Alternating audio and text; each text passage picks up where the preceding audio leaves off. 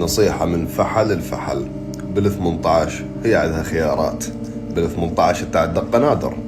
بال25 هي تبدي تدور على علاقة حب واستقرار. بال25 تخطبوط تركض ورا اهداف عشوائية كأنك منغولي.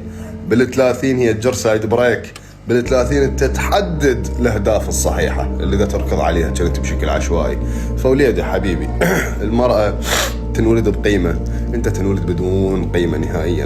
المرأة شغلها تحمي قيمتها اللي انولدت بيها، انت شغلك تبني قيمة. عزيزي السلام عليكم. اسمح لي أقول لك أنت خانك التعبير.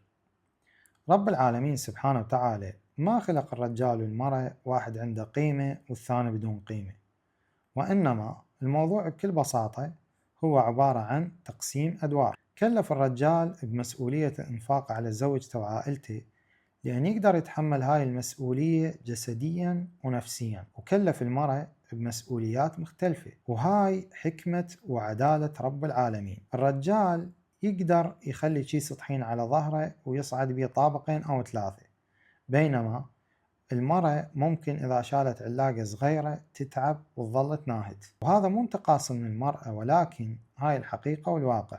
ومسألة المقارنة بين المراحل العمرية للجنسين، فمن الطبيعي جدا أنه أي شاب يحتاج عدة سنوات إلى أن يكون مستقبله، مو معقولة بليلة ويوم. الحمد لله والشكر احنا بهذا الزمن وصلنا إلى مرحلة من الوعي، قدرنا نتخلص من النظرة السابقة تجاه المرأة اللي كانوا ينظروا لها نظرة انتقاص ويقللون من قيمتها بالمجتمع. لكن مو معنى هذا الشيء انه احنا لازم نكبر الموضوع وننطيه اكبر من حجمه. تحياتي لك واتمنى لك التوفيق.